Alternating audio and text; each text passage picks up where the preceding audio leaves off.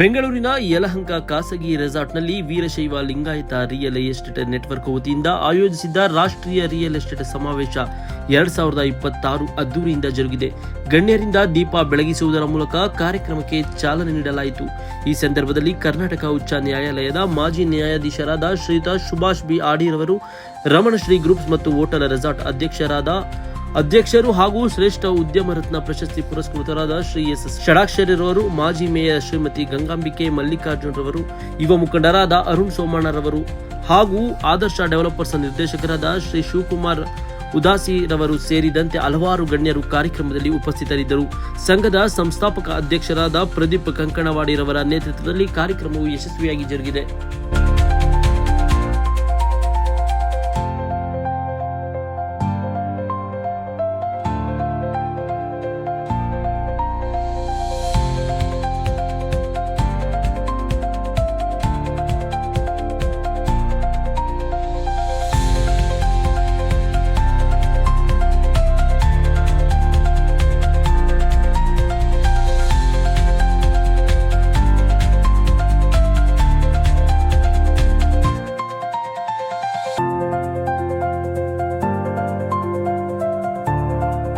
ನಮ್ಮ ವೀರಶೈವ ಜನಾಂಗದಲ್ಲಿ ಒಳ್ಳೆ ಟ್ಯಾಲೆಂಟ್ ಇದೆ, ಆಮೇಲೆ ಒಳ್ಳೆ ಗುಣ ಇದೆ. ಅದು ಭಾಳ ಮುಂಚೆಯಿಂದಲೂ ಎಲ್ಲ ಈ ವರ್ತಕರು ಅದು ಇದು ಎಲ್ಲ ಮಾಡಿ ಚೆನ್ನಾಗಿ ಮಾಡಿದ್ದಾರೆ. ಬಟ್ ರಿಯಲ್ ಎಸ್ಟೇಟ್ನಲ್ಲಿ ಇನ್ನೂ ಮುಂದೆ ಬರಬೇಕು. ಅದಕ್ಕೆ ಎಲ್ರಿಗೂ ಏನಾಗುತ್ತೆ ಅಂದರೆ ಇದೊಂಥರ ಉತ್ತೇಜನ ಸಿಗುತ್ತೆ. ಈ ಕಾನ್ಕ್ಲೇವ್ ಮಾಡಿರೋದು ಏನಾಗುತ್ತೆ, ಒಬ್ಬರಿಂದ ಒಬ್ಬರಿಗೆ ನೋಡ್ತಾರೆ, ಒಬ್ಬರಿಗಿಂದ ನೋಡಿ ಕಲ್ತ್ಕೊಳ್ತಾರೆ. ನಮಗೆ ಛಲ ಬರ್ತದೆ, ನಾನು ಬರಬೇಕು, ನಾನು ಮಾಡಬೇಕು, ಅವ್ರು ಆಗ ಮಾಡಿದ್ದಾರೆ, ನಾನು ಮಾಡಬೇಕು. ಆ ಥರ ಎಲ್ಲರೂ ಮೇಲ್ಬೇಕು. ಈ ನಮ್ಮದು ಫಾಸ್ಟೆಸ್ಟ್ ಗ್ರೋಯಿಂಗ್ ಎಕಾನಮಿ ಸುಮಾರು ಜನ ಬರಬೇಕು ಮೇಲೆ, ಸುಮಾರು ಜನ ಉದ್ಯೋಗ ಕಲ್ಪಿಸ್ಬೇಕು. ಈಗ ಒಬ್ಬೊಬ್ಬರು ಏನು ಬಿಸ್ನೆಸ್ ಗ್ರೋತ್ ಆಗ್ತಾ ಇದ್ದಾರೆ, ಎಷ್ಟೋ ಜನ, ನೂರಾರು ಜನ, ಸಾವಿರಾರು ಜನ ಉದ್ಯೋಗ ಕಲ್ಪುತ್ತೆ. ಆ ಥರ ಇದು ಸೆಲ್ಫ್ ಬರೀ ಇದಕ್ಕೆ ಲಿಂಗಾಯತ ಸಮಾಜಕ್ಕೆ ಅಂತ ಅಲ್ಲ, ಸಮಾಜದವರು ಎಲ್ಲ ಲೀಡರ್ಶಿಪ್ ತಗೊಂಡು ಎಲ್ಲ ಬೆಳೆದ್ರೆ ಬೇರೆ ಎಲ್ಲ ಸಮಾಜನೂ ಉದ್ಧಾರ ಆಗುತ್ತೆ. ಅದಕ್ಕೋಸ್ಕರ ಇದು ಬೆಳಿಬೇಕು, ಇದಕ್ಕೆ ಸಹಕಾರ ಆಗುತ್ತೆ, ಇದು ಒಳ್ಳೆಯದು. ಇದು ಕಂಟಿನ್ಯೂ ಮಾಡೋದ್ರಿಂದ ಒಳ್ಳೆಯದು, ಎಲ್ರಿಗೂ ಉತ್ತೇಜನ ಸಿಗುತ್ತೆ, ಸುಮಾರು ಗ್ರೋತ್ ಆಗುತ್ತೆ. ಇದು ಬೇಕು, ಅದನ್ನು ಸರ್. ಇವತ್ತು Veerashaiva Lingayat real estate network ವತಿಯಿಂದ ರಾಷ್ಟ್ರೀಯ ಸಮಾವೇಶನ ಬೆಂಗಳೂರಿನ ರಾಯಲ್ ಆರ್ಚಿಡ್ ರಿಸಾರ್ಟ್ನಲ್ಲಿ ಹಮ್ಮಿಕೊಳ್ಳಲಾಗಿದೆ. ಅದ್ಭುತವಾಗಿ ಇವತ್ತು ಕಾರ್ಯಕ್ರಮ ಮೂಡಿ ಬಂದಿದ್ದು ನಮಗೆಲ್ಲ ಖುಷಿಯ ವಿಚಾರ. ವೇದಿಕೆ ಮೇಲೆ ರಾಜ್ಯದ ಅಂತಾರಾಷ್ಟ್ರ ಮಟ್ಟದ ರಿಯಲ್ ಎಸ್ಟೇಟ್ ಉದ್ಯಮಿಗಳಲ್ಲಿ ಅತ್ಯಂತ ಯಶಸ್ವಿಯಾದಂಥ ಉದ್ಯಮಿಗಳು ಪಾಲ್ಗೊಂಡಿದ್ದರು.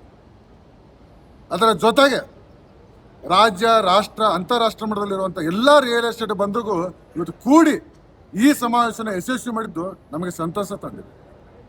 ಮುಂದಿನ ದಿನಮಾನಗಳಲ್ಲಿ ಜಿಲ್ಲೆ, ಗ್ರಾಮಗಳಲ್ಲಿ ಕೂಡ ರಿಯಲ್ ಎಸ್ಟೇಟ್ ಉದ್ಯಮವನ್ನು ವಿಸ್ತರಿಸುವುದೇ ನಮ್ಮ ವೀರಶೈವ ಲಿಂಗಾಯತ ರಿಯಲ್ ಎಸ್ಟೇಟ್ ನೆಟ್ವರ್ಕ್ನ ಮುಖ್ಯ ಉದ್ದೇಶವಾಗಿದೆ.